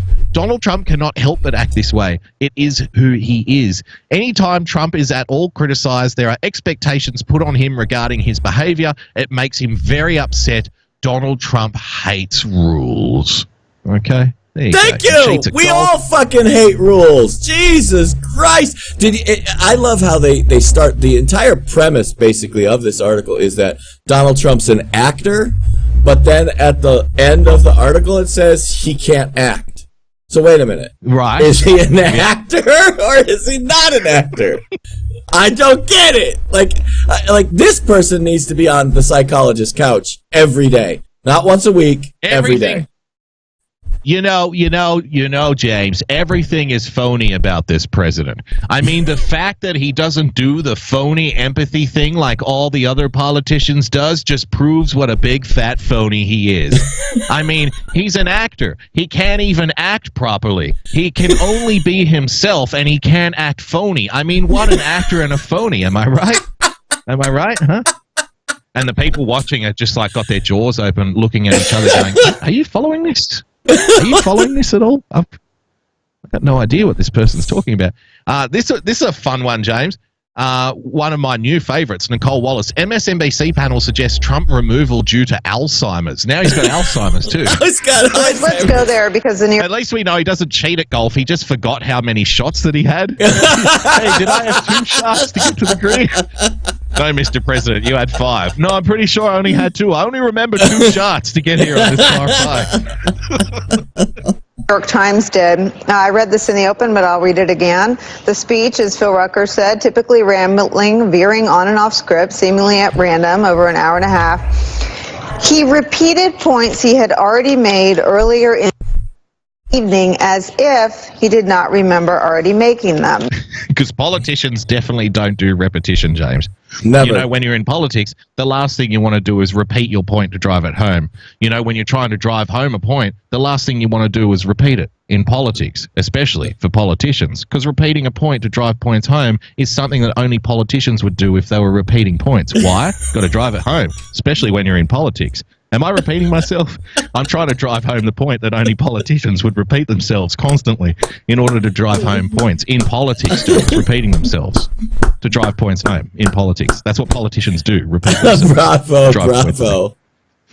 And I've been on jury duty, so let me enter that into evidence alongside a couple of other things. David Brooks reported in 2017 that a bunch of Republicans came out of a meeting where Donald Trump displayed some signs that were similar to the early stages of Alzheimer's. I've been on jury duty. So let me enter this into evidence.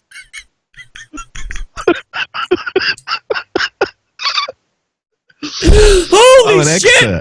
I watched a trial on Law and Order before. I have seen the Law and Order show. Let me enter this into evidence. Hey, I heard the McLaren Formula One team is looking for a new test driver. You know, I once reverse parked at a supermarket in my Hyundai. I mean, it's the same thing, right? It's the same thing. What's the difference? I've done jury duty. You've got reporting, I think, from Phil's newspaper, from Axios and other places. That in and out of the room, people either disparagingly or affectionately are saying at an increased clip, he's crazy. You know, there's pervasive reporting in this regard. And if it was Grandpa, you would probably take him to see a neurologist or something.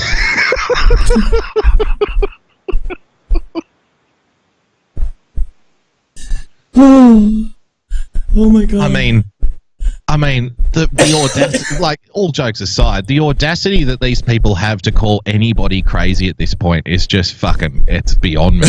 Like, I believe the term is chutzpah, James. Like, the chutzpah. I mean, we just went through an argument that said Donald Trump is an actor because he doesn't know how to act. You're like, these are the people that are going to determine for us what is sane and insane. Oh, by the way, James, we want the government working with social media companies to flag people who are potentially insane, by the way. That sounds like a good idea to me.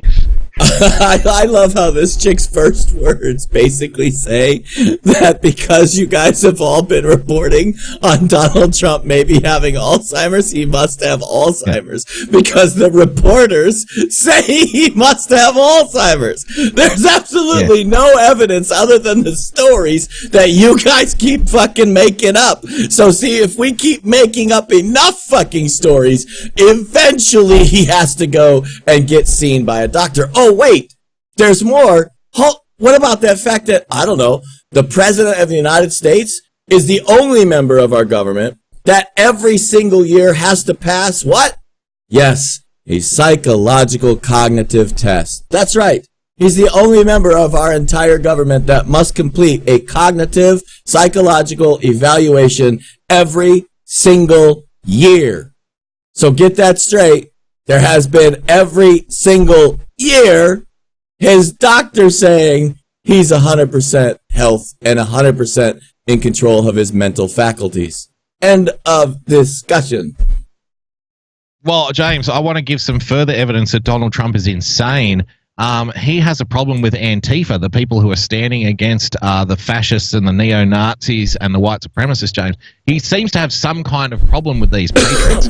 And CNN were discussing this very problem, which obviously proves that Donald Trump is mentally ill. And then we'll get to the hammering after this. Real quick, I just want to read you the tweet from President Trump this morning regarding what's happening in Portland. And, you know, this is where we see people who are so-called white supremacists, some of these groups that are at the very least, far right extremists clashing with other groups, including.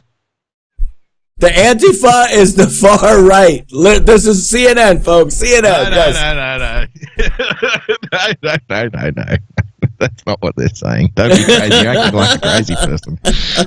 Including Antifa, which is seen as a far left organization. And he writes, major consideration is being given to naming Antifa an organization of terror. Portland is being watched very closely. Hopefully the mayor will be able to properly do his job. And I do want to note the U.S. doesn't have it. Well, to be fair, I covered the mayor's pre-rally speeches on my show. He's already done his job. He said that Portland is a place where happy families can get together and have lunch. And if you, if you have some kind of inherent desire to act violently, then you must not go to Portland. And you must stay away. He also said that, the bashing of Andy Ngo, which resulted in a brain bleed, bashed him half to death. He ended up in hospital, James. Although that there were 500 smart cameras filming the entire ordeal, not one person has stepped forward to hand over any evidence to police in an effort to catch those responsible. And he said, Portland is a city that has each other's backs. So I'm like, well, at least he's honest. At least he's honest, right?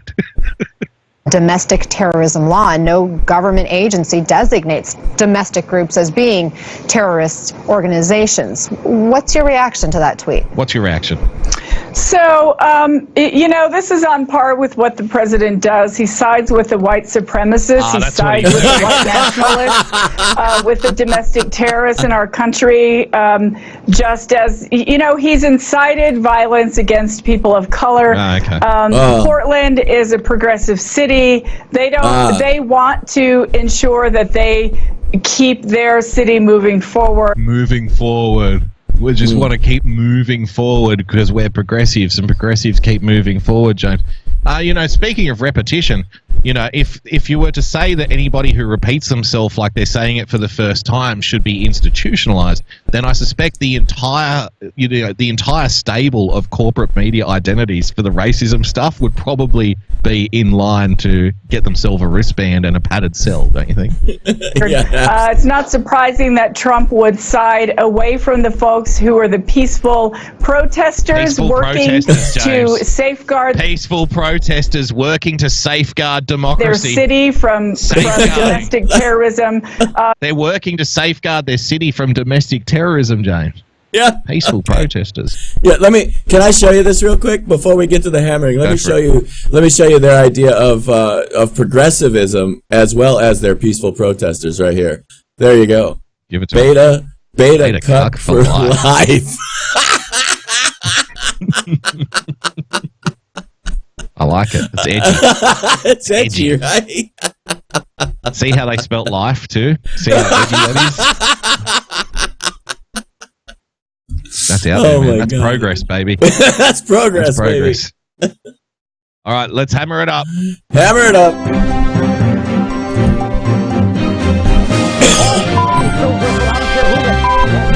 Stop the hammering.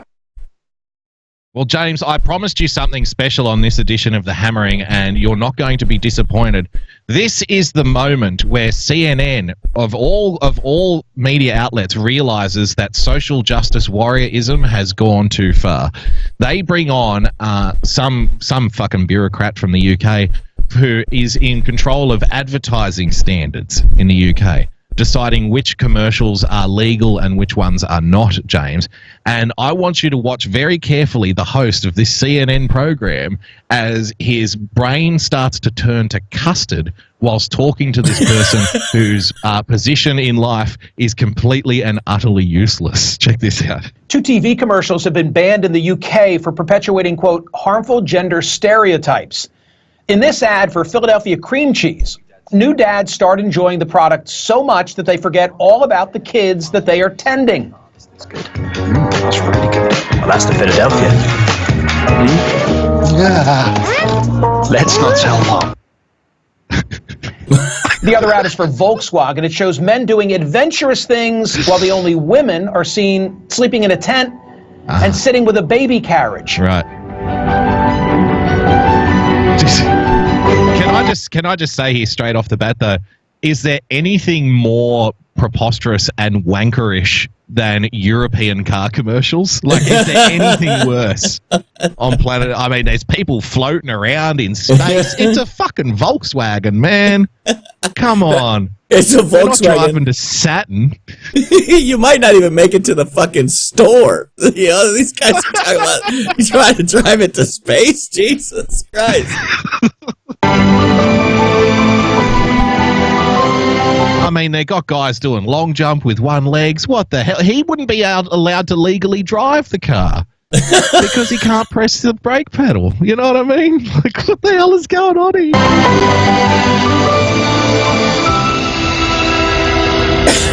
Uh-oh. Woman with baby carriage and a coffee. Uh-oh.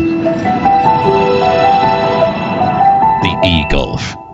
Volkswagen. The UK's Advertising Standards Authority said that the ads violated a rule new this year which bans the depiction of men and women engaged in gender stereotypical activities. What? What? These fucking guys can't even figure out how to get out of Brexit, but they can fucking write a law about your advertising depicting normal. Think about the word stereotypical. Normal activities. You can't say normal. You can't say normal. That's offensive. Chase, but I want you to consider something now. I want you to consider something. So we're not allowed to depict gender stereotypical behavior, right? Yes? Yes. Okay. How the fuck are you going to sell tampons? Oh, wait. Do you remember? There's actually that fucking guy. Oh, my God. The psycho. There's like a big psycho on Twitter right now that swears, like, literally, like, he is the poster child for why LGBTQ bullshit has gone completely batshit nuts. He was talking about how he needed to get his tampons for his monthly period. Yes, you heard that right. I don't know where the fuck he's going to stick it, but it's probably not in the same place it's meant for. Wow, male periods, James. Yes. The rule aims to stop, quote, limiting how people see themselves and how others see them and the life decisions they take. Oh, man. Did the watchdog overreach? Joining me now to discuss this. See, do you remember a couple of months ago when Project Veritas came out with that video and there was a term that Google had, right? And oh, God, I wish I could remember the term. Somebody in the chat will remember the term. It was basically, so if you put in CEO, right? Even though most CEOs are men, Google actively works against reality in order to not engage in some kind of gender stereotyping and shit like that, right? So they will bring up all female CEOs. And the justification for that in the documents that were leaked out of Google were, like, even though it's factual, we're trying to present, like, a picture of what could be, right? So basically, like, unreality being argued, and it was some kind of algorithm term or whatever. There you go. They got it. Algorithmic fairness. Algorithmic fairness from the general. Algorithmic fairness. Well done. Who was that in the chat? That was the general first. For you. Yep. The general and Ocean Nathan got it. The general gets it. So algorithmic unfairness. So this is the same thing. Now, people talk about, right, when people go to university and they get these degrees that are useless degrees, not all of them just end up as baristas at Starbucks, right? Eventually, these are the kids who came out of university like in the early 2000s who were getting this social justice shit raw, James. Like, they were getting the good stuff.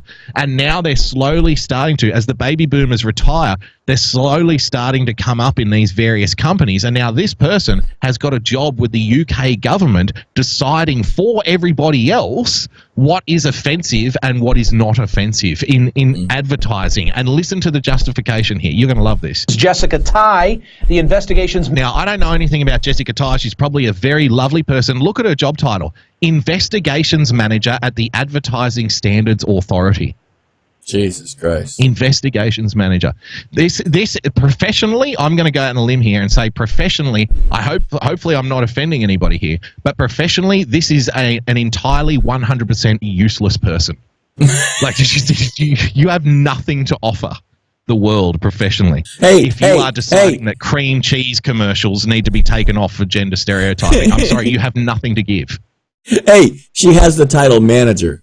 Don't forget that. Manager for the Advertising Standards Authority in the UK. Jessica, thank you for being here. Wherein lies the harm? Well, we brought in a new rule. Even the CNN host is like, wait till it gets better. 2 months ago that banned ads in the UK from yes, we know. We just heard gender that. He just stereotypes that are explained likely it. to cause harm or serious or widespread offence. And that new rule followed on the back of some really long-standing work that we've been carrying out. Long-standing work. So research, looking at academic research, speaking to the public about how they felt about gender portrayals in ads, and also some really extensive consultation. Okay, so we've got academic research, James, speaking to the public, and extensive consultations. Okay, so you need to keep those three things in mind: academic research. Yep. This reminds me of you right here, what she's saying. When you pretend to be the fucking politician that says absolutely fucking nothing for 30 minutes. That's so far. We're 30 seconds in and I still don't know what the fuck she's talking about. I don't think she said a committal statement yet. This is we need to engage with our investors in the broader scheme of things to make the stakeholders to make sure that nobody is taking a slightest bit of offense to something that could cause harm. Harm to what? Mr. Bumper, what do you plan to do about the new school tax? Well, I can tell you that right now my team is engaged in a very long and thorough conversation and investigation with all the relevant stakeholders. No decision will be taken haphazardly. We will definitely be talking to all of the relevant parties and making sure that no child is left behind. Really, the focus of what we're trying to do when it comes to school taxation is we are not trying to increase the burden on our stakeholders, and we need to make sure that extensive consultation takes place in conjunction with academic research coming from the department, and we will be taking everything on its merits. Okay. Absolutely. Thank you, Mr. Bumper. Thank you, Mr. Bumper. I'm so much more confused. Dropping so much truth bombs on you. That's why you're confused. You're used to people like, hang on, let's carry on. With the industry, and the work that we did showed that actually there was potential for ads to contribute to real world harms. Harm. This is a word that I've been on for over a decade. Harm, right? Perceived harm, James. Because really, we need to. They don't protect people from violence. They don't protect people from offense. It's about protecting people from harm. And how do you define harm? You can't define harm anymore, right? Harm might be feeling a little upset. Harm might be getting angry on Twitter now. If that's the new normal, then that's what we're talking about. But remember, extensive consultation, James, academic research, and talking with stakeholders. We've done all. It sounds like they've put a lot of work into this, and I want you to see what set this off.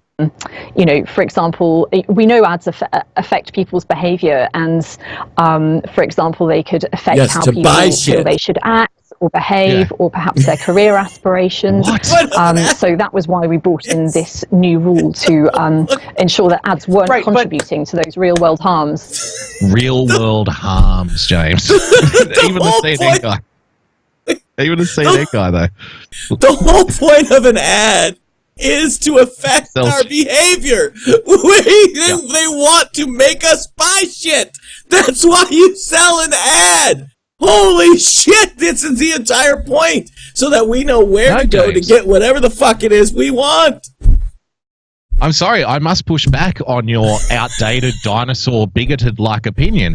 The real purpose of ads is not only to sell shit, but to sell dreams to young women who want to become CEOs one day. It's about social justice. Advertising is now about social justice. Remember, these people feed into every aspect of our lives now.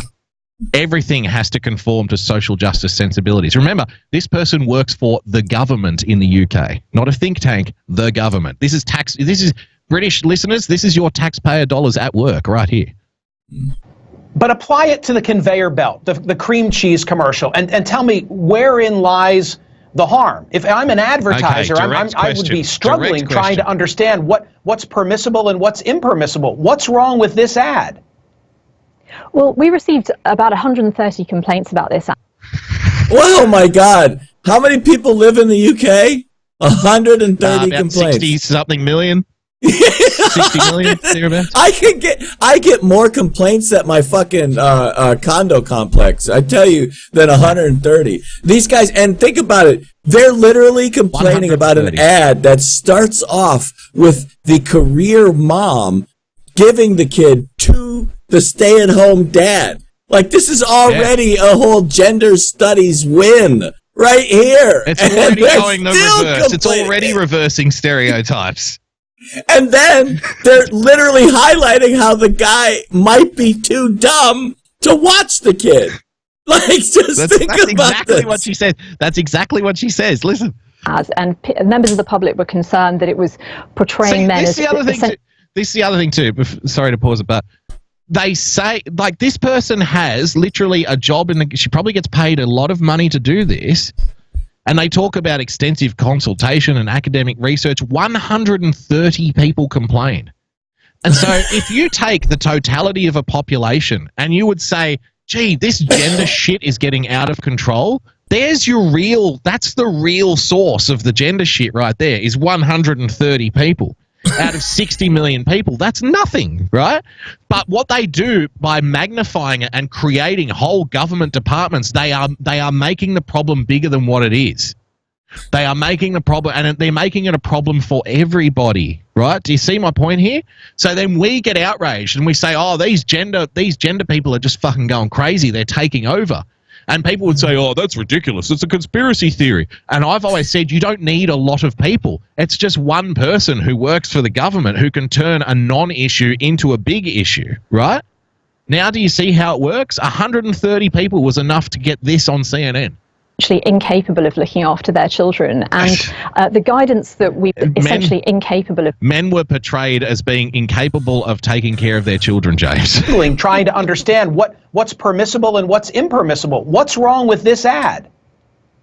Well, we received about 130 complaints about this ad, and members of the public were concerned that it was portraying men as essentially incapable of looking after their children. And the guidance that we produced, which accompanied the rule, said... Do you want to get guidance from these people? Would you ask these people for guidance? I certainly wouldn't fucking pay for it. That's why they're taxpayer funded, because you have no choice whether you pay for it or not. That it was unlikely to be acceptable for ads to suggest that men or women would fail at a task because of their gender. So, for example, not suggesting a man can't change a nappy. And our view was that this ad... Oh my God. It's unacceptable to suggest that men or women would fail at a task? What kind of ridiculous, insane utopia do these people envisage in the future? But this is serious question. This is literally participation trophy mentality right there. That's exactly what you're saying. It's worse than that. It's worse than that. It's far worse. Because this is now legislated participation trophy stuff. This is now forcing private business to conform to participation trophy stuff. This is going into a whole new world. This is how you fuck capitalism. For those like this. For those that don't know, a nappy is a diaper in England. That's what they call a diaper. So a nappy, because someone in the chat is asking. So, well, we got a shitty parent on our hands. Hopefully you didn't see the commercial. Really featured a kind of classic daddy doofus stereotype. Daddy doofus. And notably suggests that men are less capable of looking after their children than women. And that is harmful. You know, it's harmful to men who are very capable of looking after children, and it's also harmful to women because it suggests that they need to be the primary caregivers. That's the real reason. That's the real reason that the ad was taken down. Don't give me this bullshit about it was offensive to men, because these people do not give a fuck about offending men, James. The real reason they got 130 angry feminists who called up and said, this ad suggests that women need to take care of their children because men can't do it. That's the real reason. An ad that depicts only men, James, as being dads who are more concerned with the tastiness of cream cheese than they are with the well-being of their children is offensive to women. Figure that shit out. Exactly. To quote another great Brit, Robert Plant from Led Zeppelin. He's quoting Robert Plant to this pitch. Good on him. After? Well, we're not here to stop advertisers from being creative. That's exactly what you're there to do. Yes. To stop advertising from being creative. But she was asked about laughter specifically. Now, consider this. We talk about political correctness and humor, James, and I'll wrap it up after this point. I want you to see what a scary Orwellian future people have in store for us in the rest of the Western world. But at the end of the day, if ads are contributing to harm to society and to individuals, then humour isn't much of a defence in that situation. And humour is no defence. Humour is no defence. Oh my God, these people truly are humorless. Well, they're dangerous. They're dangerous. Highly, very dangerous. Because wait until harm gets expanded out, right? Hey, maybe one day it's going to be very harmful for people to criticize certain government policies. Isn't it already? I mean, if you criticize open immigration, that's a harmful position to take. And hey, you're making jokes about, you like to make jokes about women, or you like to make a couple of jokes about immigrants and stuff. Well, you're contributing to harm, James. And humor is no defense anymore. There is no. That's actually very accurate in the UK, because they already have a no humor law for Muslim. In the UK, it is illegal, and they can come arrest you for making fun of Muslims. We think, advertisers are very used to being creative. We don't think that saying to them, don't use harmful gender stereotypes, is going to stop them from being creative. You just did. You just did. You just did. But there you have it, ladies and gentlemen. We have no problem with people in the advertising world being creative, as long as they're creative the way that we tell them to be. That's right. And humor is no defense, James. Never mind. Donald Trump is such a good actor that he doesn't know how to act. That proves what an actor he is. The fact that he repeats himself constantly, it proves that he has Alzheimer's. Why? Because he repeats himself, and that's what politicians do. They repeat themselves. It proves he has Alzheimer's, James. But gender stereotypes, while people are getting acid thrown in their face and stabbings are going through the roof on the streets of London, at least somewhere, somehow, cream cheese is the real winner. I think that wraps it up. I think that wins. There's your ad break.